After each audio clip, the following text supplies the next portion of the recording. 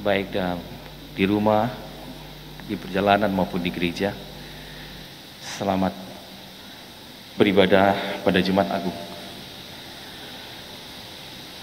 Sebelum kita memulai ibadah kita, saya undang untuk bersatu teduh sejenak. Mari kita tundukkan kepala.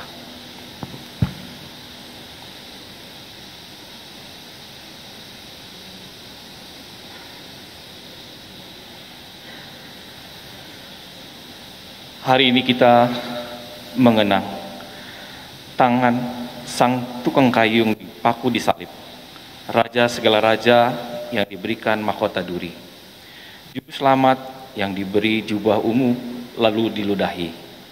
Hari ini kita mengenang Raja yang ditolak oleh orang-orang yang dicintainya. Hari ini juga kita dibebaskan oleh pengorbanannya. Inilah hari Jumat Agung. Marilah kita datang menyembah Dia. Saya undang untuk bangkit berdiri.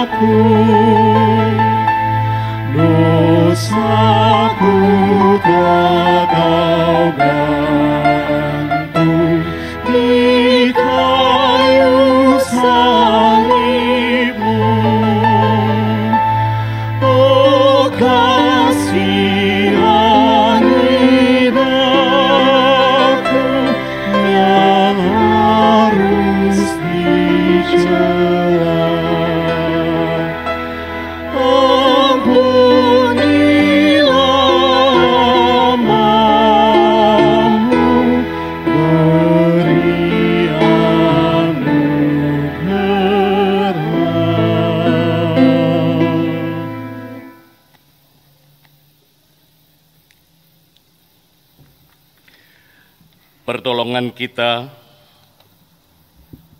adalah dalam nama Tuhan yang menjadikan langit dan bumi.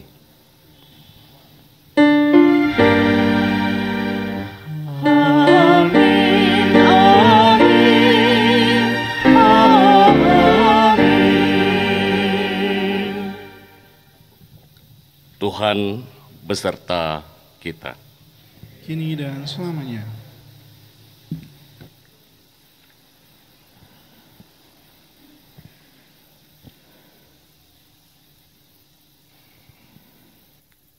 Umat kekasih Tuhan, kita hadir di Jumat Agung ini untuk mengenang Kristus yang datang untuk menyelamatkan dunia.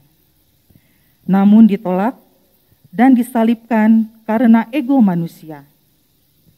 Marilah memohon agar Roh Kudus menerangi hati kita, agar lewat perenungan sabda Tuhan hari ini, kita dapat memeriksa diri dan berbenah diri. Umat dipersilahkan berdoa secara pribadi.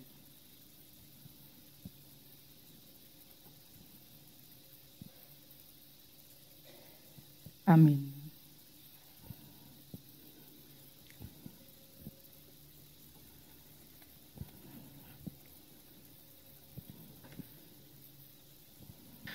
Mari kita bersama-sama berdoa.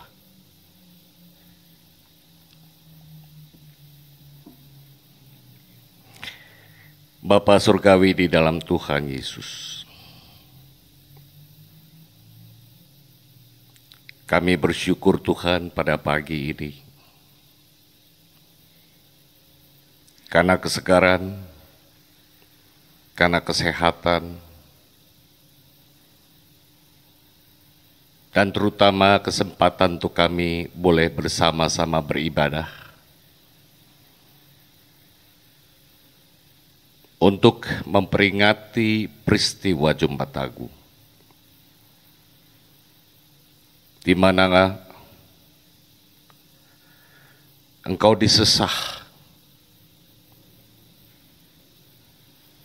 diadili secara tidak adil, dihinakan, direndahkan, bahkan harus mati di kayu salib. Kami ingin mengulang kembali, bahkan diingatkan kembali makna akan semuanya itu. Bukan sebagai sebuah seremonial, tetapi biarlah itu yang dapat menghidupi iman percaya kami dan membawa kami untuk keseluruhan hidup dalam berkeluarga, dalam bekerja, dalam pelayanan, dalam keseharian. Dan karenanya Tuhan, ketika kami membaca Alkitab dan merenungkan itu, Engkau juga yang memberikan kami kekuatan, kemampuan untuk menghayatinya dengan sebaik-baiknya, karena pimpinan Roh Kudus ada di dalam diri kami. Terima kasih Bapa, berfirmanlah, kami siap untuk menghayati. Di dalam nama Tuhan Yesus Kristus kami berdoa. Amin.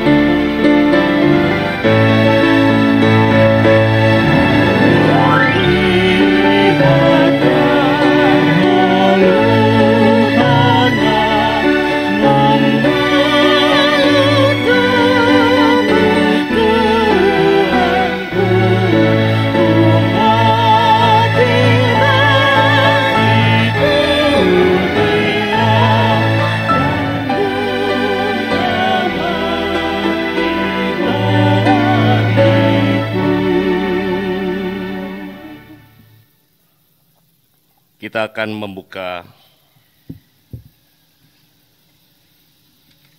Alkitab.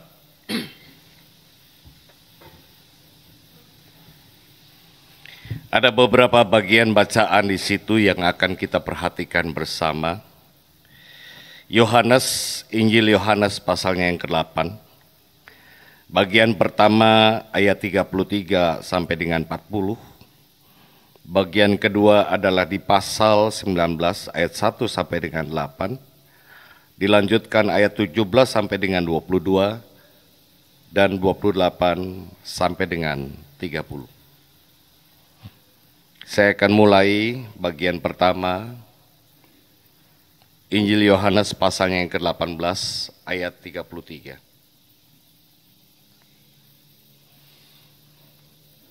Demikian firman Tuhan. Maka kembalilah Pilatus ke dalam gedung pengadilan. Lalu memanggil Yesus dan bertanya kepadanya, "Engkau inikah raja orang Yahudi?" Jawab Yesus, "Apakah engkau katakan hal itu dari hatimu sendiri atau adakah orang lain yang mengatakannya kepadamu tentang aku?" Kata Pilatus, "Apakah aku seorang Yahudi? Bangsamu sendiri dan imam-imam kepala yang telah menyerahkan engkau kepadaku, apakah yang telah engkau perbuat?" Jawab Yesus, "Kerajaanku bukan dari dunia ini. Jika kerajaanku dari dunia ini, pasti hamba-hambaku telah melawan, supaya aku jangan diserahkan kepada orang Yahudi, akan tetapi kerajaanku bukan dari sini." Maka kata Pilatus kepadanya, "Jadi engkau adalah raja?" Jawab Yesus, "Engkau mengatakan bahwa aku adalah raja. Untuk itulah aku lahir dan untuk itulah aku datang ke dalam dunia ini, supaya aku memberi kesaksian tentang kebenaran. Setiap orang yang berasal dari kebenaran mendengarkan suara." Kata Pilatus kepadanya, "Apakah kebenaran itu?" Sesudah mengatakan demikian, keluarlah Pilatus lagi mendapatkan orang-orang Yahudi dan berkata kepada mereka, "Aku tidak mendapati kesalahan apapun padanya. Tetapi pada kamu ada kebiasaan bahwa pada Paskah aku membebaskan seorang bagimu. Maukah kamu supaya aku membebaskan raja orang Yahudi bagimu?" Mereka berteriak pula, "Jangan dia, melainkan Barabas." Barabas adalah seorang penyamun. Kita lanjut ayat yang pertama pasal 19. Lalu Pilatus mengambil Yesus dan menyuruh orang menyesah dia. Prajurit-prajurit menganyam sebuah mahkota duri dan menaruhnya di atas kepalanya. Mereka memakaikan dia jubah ungu dan sambil mengeju ke depan mereka berkata, "Salam, hai raja orang Yahudi." Lalu mereka menampar mukanya. Pilatus keluar lagi dan berkata kepada mereka, "Lihatlah, aku membawa dia keluar kepada kamu supaya kamu tahu bahwa aku tidak mendapati kesalahan apapun padanya." Lalu Yesus keluar bermahkota duri dan berjubah ungu. Maka kata Pilatus kepada mereka, "Lihatlah manusia itu." Ketika imam-imam kepala dan penjaga-penjaga itu melihat dia, berteriaklah mereka, "Salibkan dia, salibkan dia." Kata Pilatus kepada mereka, "Ambil dia dan salibkan dia, sebab aku tidak mendapati kesalahan apapun padanya." Jawab orang-orang Yahudi itu kepadanya, "Kami mempunyai hukum dan menurut hukum itu ia harus mati, sebab ia menganggap dirinya sebagai anak Allah." Ketika Pilatus mendengar perkataan itu, bertambah takutlah ia. Kita lanjut ayat 17. Sambil memikul salibnya, ia pergi keluar ke tempat yang bernama tempat tengkorak, dalam bahasa Ibrani Golgota. Dan di situ ia disalibkan mereka, dan bersama-sama dengan dia disalibkan juga dua orang lain, sebelah menyebelah, Yesus di tengah-tengah. Dan Pilatus menyuruh memasang juga tulisan di atas kayu salib itu, bunyinya, Yesus orang Nazaret, Raja orang Yahudi. Banyak orang Yahudi yang membaca tulisan itu sebab tempat di mana Yesus disalibkan letaknya dekat kota, dan kata-kata itu tertulis dalam bahasa Ibrani, bahasa Latin, dan bahasa Yunani. Maka kata imam kepala orang Yahudi kepada Pilatus, "Jangan kau menulis raja orang Yahudi, tetapi bahwa ia mengatakan, aku adalah raja orang Yahudi." Jawab Pilatus, "Apa yang kutulis tetaplah tertulis." Ayat 28. Sesudah itu, karena Yesus tahu bahwa segala sesuatu telah selesai, berkatalah ia, supaya genaplah yang ada tertulis dalam kitab suci, "Aku haus." Di situ ada suatu bekas penuh anggur asam. Maka mereka mencucukkan bunga karang yang telah dicelupkan dalam anggur asam pada sebatang hisop, lalu mengunjukkannya ke mulut Yesus.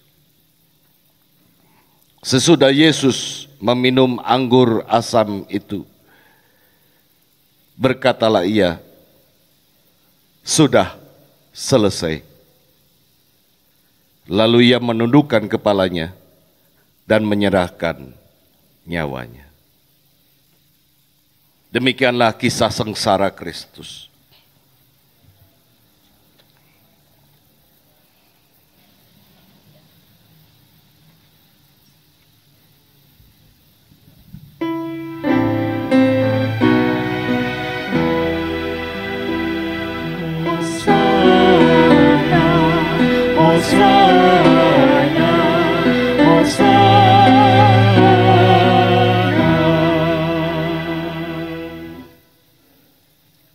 Bapak, Ibu, saudara-saudara yang dikasihi dan yang mengasihi Tuhan Yesus Kristus. Hari ini kita bersama-sama memperingati peristiwa sengsara dan kematian Yesus, Mesias yang telah dinantikan, dan juga Raja yang sedang memproses untuk membuat dunia ini memiliki kerajaan, menjadi kerajaannya. Nah, saudara-saudara, dari apa yang telah kita baca dan dengar bersama-sama, sebelumnya Injil Yohanes juga bercerita bahwa setelah Yesus diadili secara sepihak di mahkamah agama, ia lalu diserahkan ke Pilatus. Kenapa nggak langsung dieksekusi? Alasannya agar perayaan Paskah yang sebentar lagi mereka lakukan tidak dinajiskan karena mengadili Yesus. Jadi memang peristiwa antara Yesus ditangkap, diadili sampai peristiwa Paskah itu begitu dekat. Nah, kita tidak tahu, saudara-saudara, aturan itu dari mana. Sepertinya mahkamah agama setelah menuduh Yesus menista agama, lalu bola panas itu diserahkan kepada Pilatus sebagai perwakilan Romawi. Ya, jelas-jelas bahwa mereka ingin cuci tangan.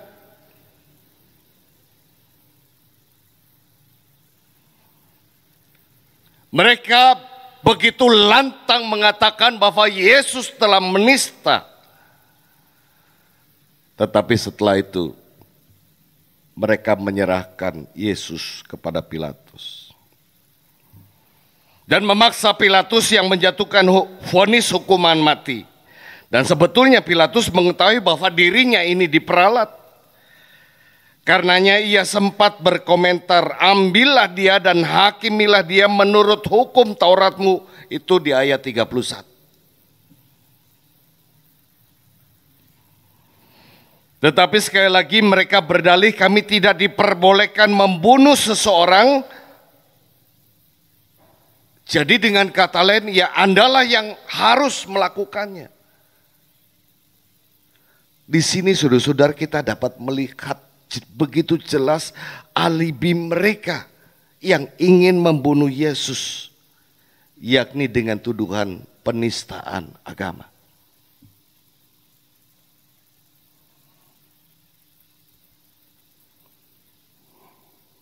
Yesus tidak dikembalikan ke Kayafas. Tidak dikembalikan ke mahkamah agama, ia masih di tempat Pilatus.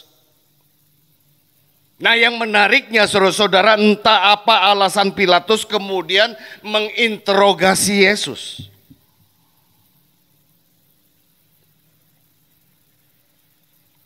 Apakah Pilatus terpaksa melakukannya karena dia seorang gubernur?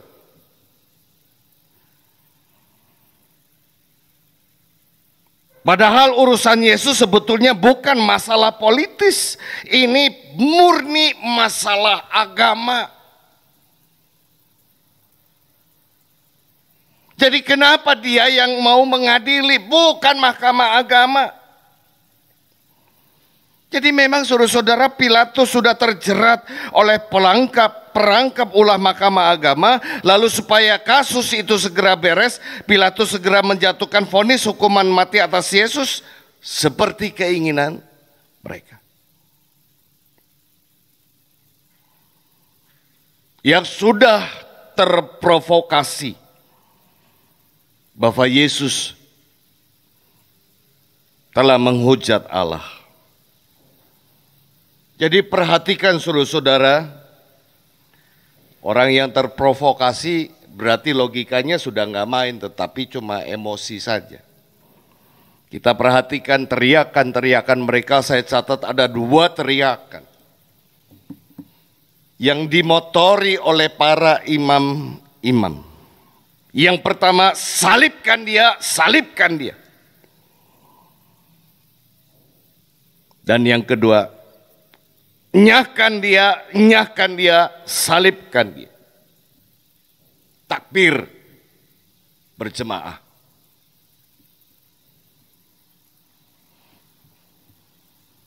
Beragama sudah tidak lagi dengan akal sehat, tetapi hanya mengumbar hawa nafsu, dan Tuhan dijadikan dalih untuk menghukum dan menghakimi. Nah pertanyaannya, apakah Tuhan yang mereka sembah suka akan hal itu?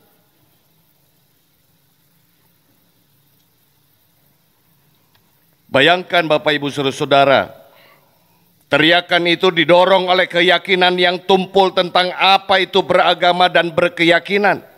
Beragama sudah tidak lagi menggunakan akal sehat, tetapi hanya mengumbar dan memuaskan hawa nafsu mereka seperti yang biasa kita dengar saat ini. Ketika akan mengadili orang atau menginterogasi orang atau akan mengintimidasi seseorang, orang meneriakan dan menggunakan atas nama Tuhan. Saudara-saudara, kita jangan salahkan mereka. Sebab bisa jadi doa kita juga begitu ketika membenci seseorang. Tuhan, saya membenci dia. Hukum dia. Itu juga pakai atas nama agama untuk menghukum orang.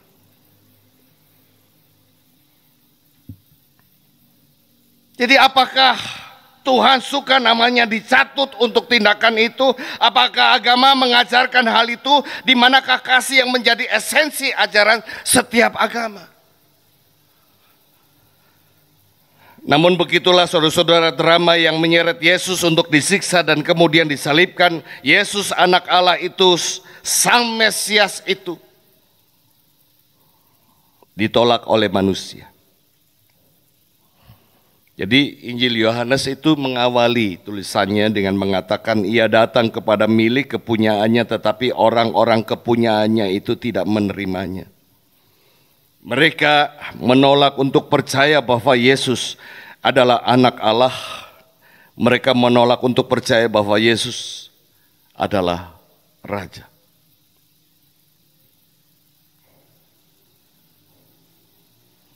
Ini sebuah ironi kehidupan yang sering muncul. Bahkan mungkin saja kita sering mendengarnya, sering melakukannya. Hal yang baik dan benar justru dianggap salah dan dihinakan, sedangkan yang salah dianggap benar dan disanjung tinggi-tinggi.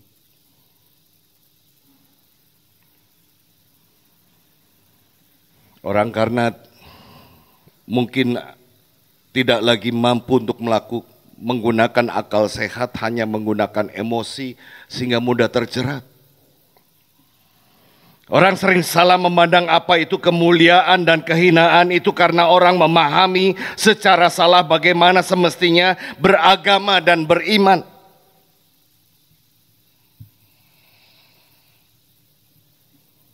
Lalu saudara-saudara, apa yang bisa kita hayati dari kisah tentang Yesus yang ditolak, diadili, dihina, dan disalibkan ini?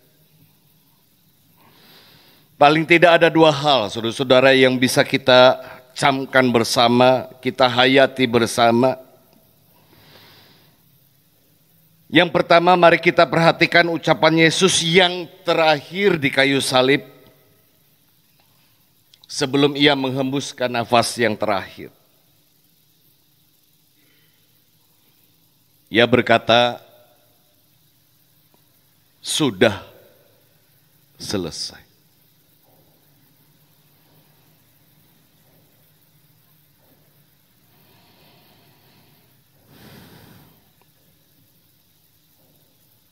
Maka dengan perkataan itu ia menuntaskan tugasnya di dunia ini. Artinya apa yang dikehendaki Allah Bapa atas dirinya di dunia sampai pada penyaliban dan kematiannya yang secara hina dan berdarah-darah.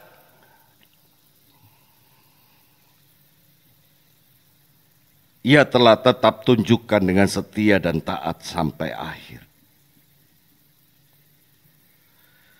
Sebuah ketaatan yang menyakitkan.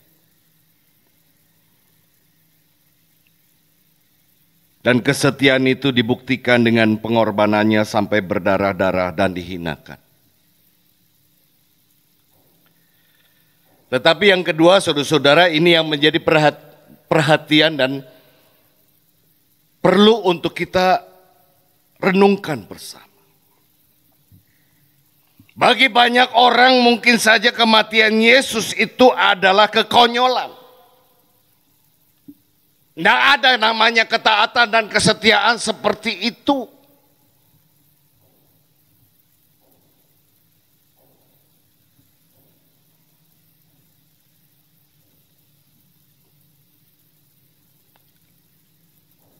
Nah, lalu apa tanggapan Yesus atas apa yang dialami? Karena ketika kita bicara ini hanya di tataran bikin spanduk gede, setialah, taatlah. Tetapi di dalam kenyataannya adakah itu? Untuk apa orang melakukan itu? Apa motivasi orang melakukan itu?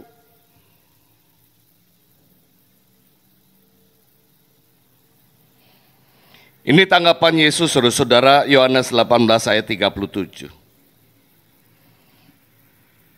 Ketika Pilatus bertanya, jadi engkau adalah raja? Ini jawab Yesus.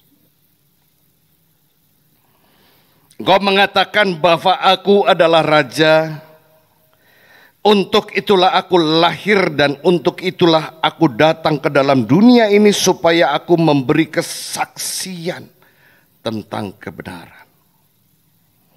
Setiap orang yang berasal dari kebenaran mendengarkan suaraku. Supaya aku memberi kesaksian tentang kebenaran. Jadi bagi Yesus, saudara-saudara, pengorbanannya, ketaatannya, kesetiaannya bukanlah kekonyolan, tetapi karena ia bersaksi tentang kebenaran yang hakiki.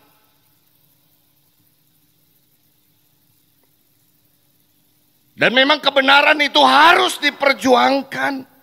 Apalagi itu berhubungan dengan keselamatan seluruh umat manusia. Ia berjuang tanpa harus angkat senjata, ia berjuang tanpa harus dengan berdemo, ia berjuang tidak dengan lip service. Sekalipun ia difitnah, diadili secara tidak adil, ia tidak melawan apalagi memberontak. Saudara-saudara, mungkin ini menjadi ciri ketika seseorang difitnah, ia tidak melawan. Bukan karena ia merasa bahwa dirinya benar. Karena kebenaran kadangkala tidak perlu diungkapkan, tetapi harus dibuktikan.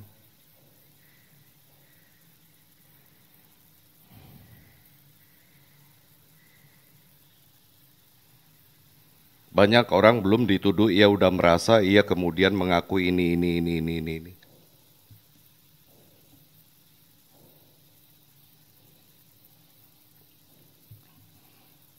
Nah, dengan dua hal itu lalu apa yang bisa kemudian kita simpulkan? Saudara-saudara, dalam iman Kristen itulah blessing in disguise.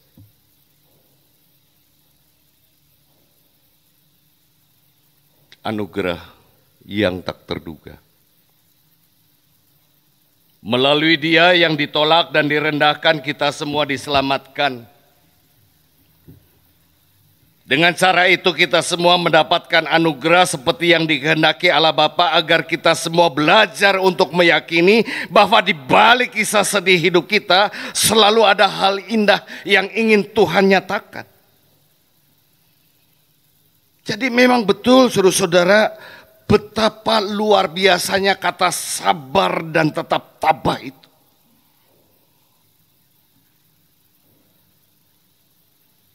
Itulah yang memang harus kita lakukan ketika menghadapi berbagai persoalan dan masalah. Dan janganlah hal itu membuat kita melupakan Tuhan. Memang penderitaan, kesusahan bisa membuat orang melupakan Tuhan. Jangankan bersaksi tentang kebenaran, ketika kita dihajar oleh kesusahan, kita malah justru melakukan sesuatu yang di luar kebenaran.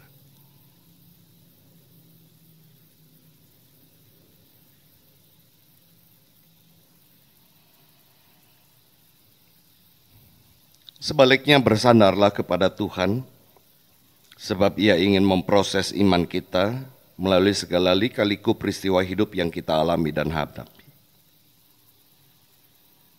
Dan di situ juga kita dapat melihat betapa luar biasanya kasih Yesus kepada kita. Kita manusia yang berdosa ini. Yesus mengasihi kita sampai berdarah-darah, Ia membela kita agar kita selamat, Ia menjadi penolong kita di saat harapan telah tiada.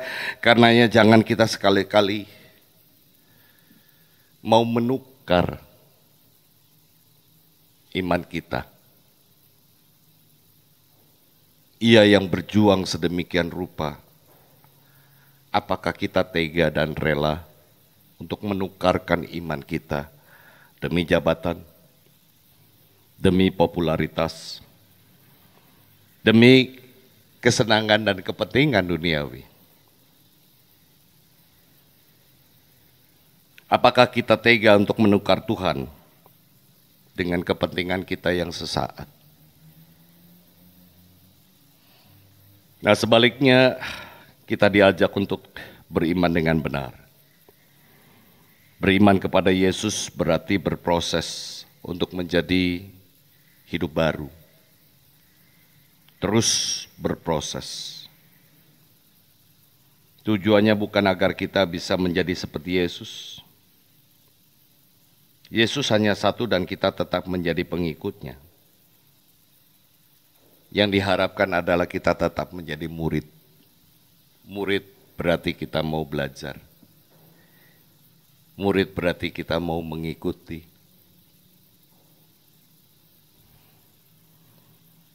Murid berarti juga mau mengupayakan untuk mengaktualisasi ajaran kasih yang telah Tuhan nyatakan sepanjang hidupnya di dunia ini. Karenanya tetaplah mengasihi sekalipun mungkin kita ditolak.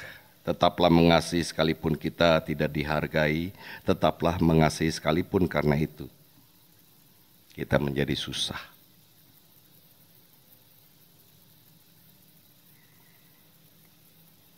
Kiranya Tuhan memberkati kita.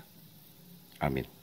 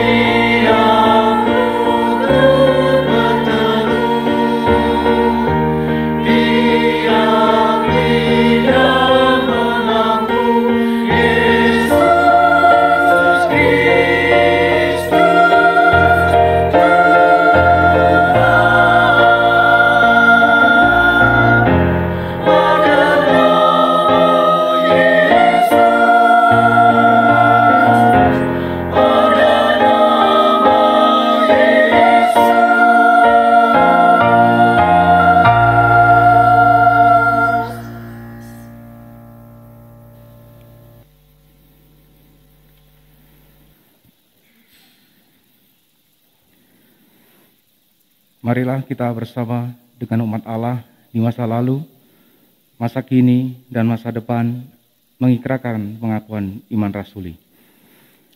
Aku percaya kepada Allah, Bapa yang Maha Kuasa, Khalik langit dan bumi, dan kepada Yesus Kristus, Anaknya yang tunggal Tuhan kita, yang dikandung dari Roh Kudus, lahir dari anak darah Maria, yang menderita sengsara di bawah pemerintahan Pontius Pilatus, disalibkan, mati dan dikuburkan, turun ke dalam kerajaan maut.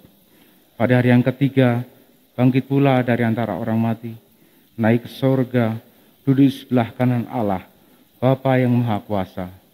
Dan dari sana ia akan datang untuk menghakimi orang hidup dan yang mati.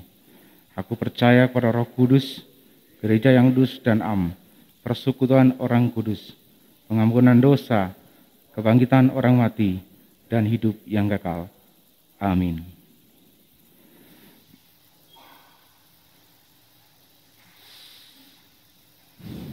Kita berdoa.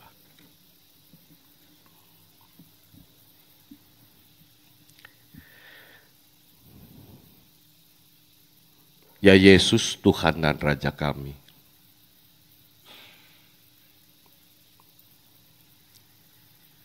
kami bersyukur,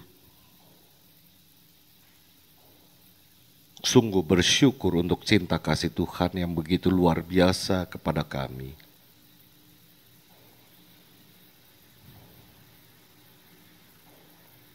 Engkau tunjukkan kasih tanpa banyak berkata-kata.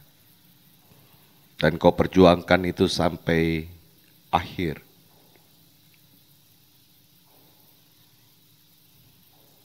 Bukan untuk menjadi sebuah tontonan atau drama.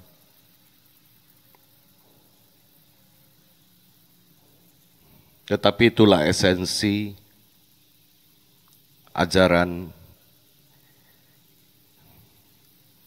yang selalu engkau katakan. Dan itu juga yang semestinya menjadi pegangan bagi iman percaya kami.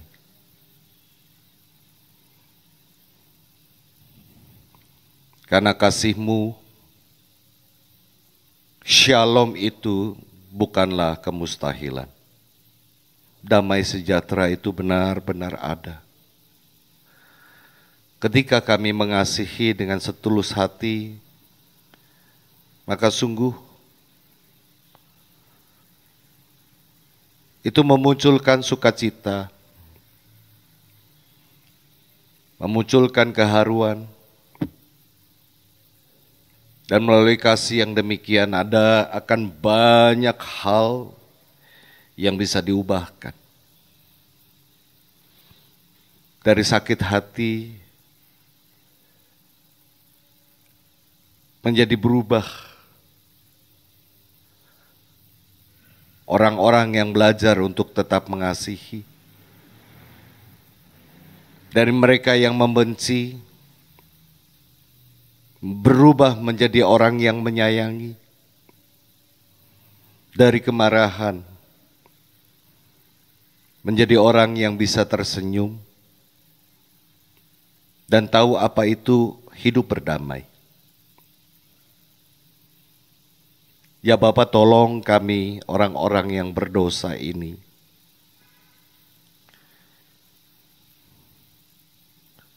Yang seringkali tidak bisa menghargai dengan benar. Bahkan tidak memahami apa itu beriman secara benar. Layakkanlah kami Tuhan. Dan ajarlah kami senantiasa untuk menjadi orang-orang yang memproses diri kepada kehidupan baru yang memang Tuhan kehendaki. Kami bersyukur Bapa, kami berdoa di dalam nama Tuhan Yesus. Amin.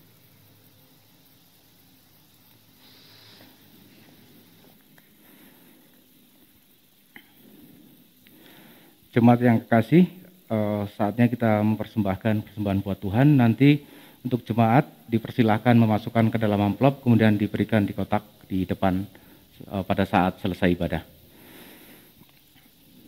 Umat yang kekasih Tuhan, di hari Jumat Agung ini, marilah kita memberikan persembahan sebagai tanda syukur atas apa yang telah Kristus lakukan kepada kita. Selain itu, seperti dikatakan dalam 1 Petrus 2 ayat 5, biarkanlah kamu juga dipergunakan sebagai batu hidup untuk pembangunan suatu rumah rohani, bagi suatu imamat kudus, untuk mempersembahkan persembahan rohani yang karena Kristus Yesus berkenan kepada Allah.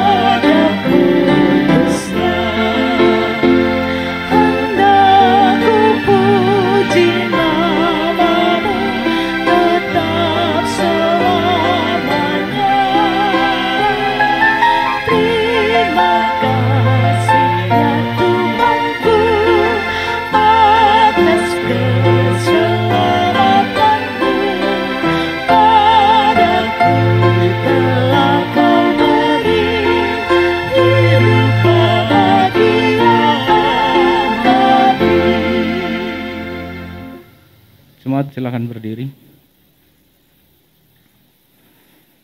Mari kita bawa persembahan di hadapan Tuhan. Tuhan Yesus, terima kasih untuk pagi ini di mana kami telah Engkau berikan kesempatan untuk memberikan persembahan buat Engkau Tuhan. Biarlah Tuhan Engkau berkenan atas persembahan kami dan Engkau pakai majelis jemaat yang mengelola persembahan ini. Biarlah semuanya dapat dipakai untuk pelayanan dan semuanya bertujuan untuk memuliakan nama-Mu Tuhan. Biarlah kami Engkau pakai kami sebagai berkat bagi sesama kami di tengah kehidupan kami Tuhan. Kami serahkan Tuhan, persembahan ini biarlah menjadi kemuliaan bagi nama-Mu. Kami berdoa di dalam nama Tuhan Yesus Kristus. Amin. Saudara-saudara, saya akan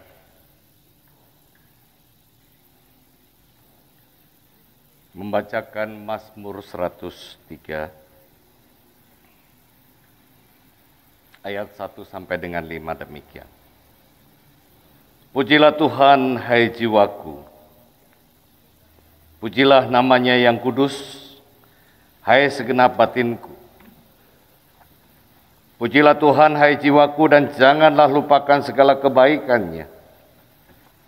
Dia yang mengampuni segala kesalahanmu, yang menyembuhkan segala penyakit.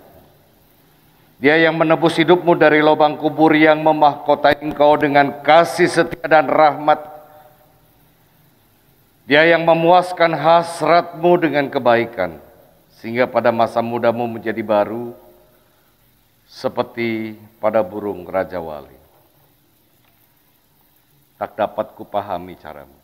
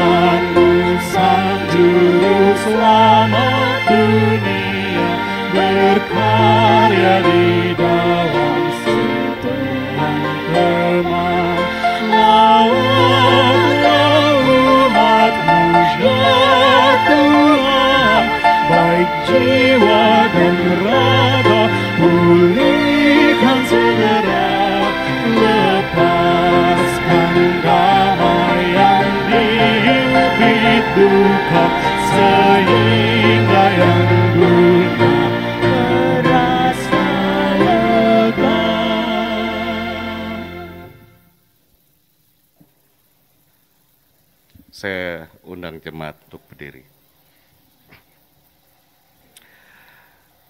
Umat kekasih Tuhan, Kristus telah menyapa kita lewat firman dan perjamuan-Nya. Pengorbanannya telah memulihkan kita, oleh bilur-bilurnya kita menjadi sembuh. Maka lanjutkanlah perjalanan hidup kita masing-masing dengan mata tertuju pada Yesus. Jangan lupakan pengorbanannya.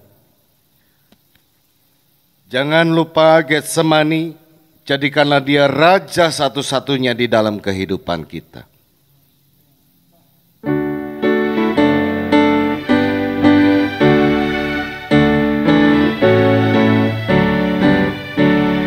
Yesus, Engkaulah Rajaku, junjungan mulia. Kan ku kenang sengsaramu di bukit Golgota. Kan ku kenang Getsemani, kan ku kenang sesak keji. Oh, sungguh ajaib kasih-Mu, pimpinlah hidupku.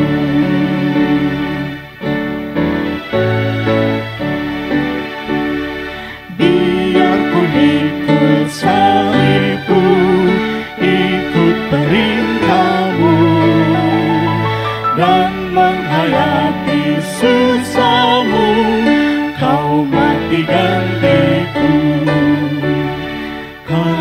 kenang Getsemani, kan ku kenang sesak keji.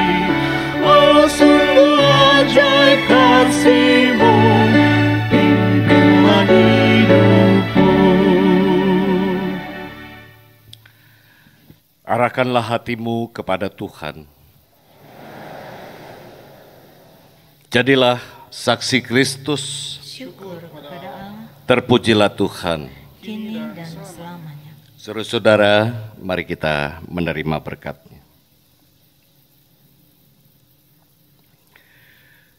Kiranya di dalam salib Kristus, engkau menemukan dasar yang kokoh bagi imanmu, jangkar yang kuat bagi pengharapanmu, dan jaminan yang teguh bagi pengampunan dosamu. Kiranya berkat Tuhan menyertaimu kemanapun kau pergi, sekarang dan selamanya.